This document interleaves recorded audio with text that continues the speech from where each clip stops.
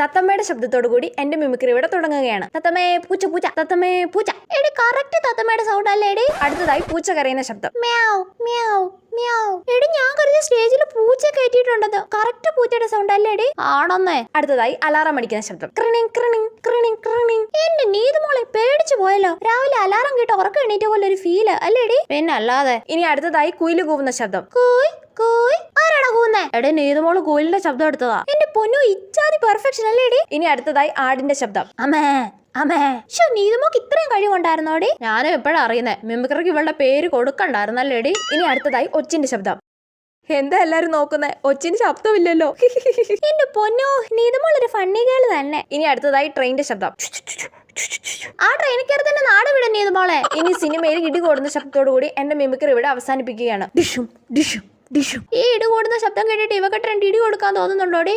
ഉണ്ടടി.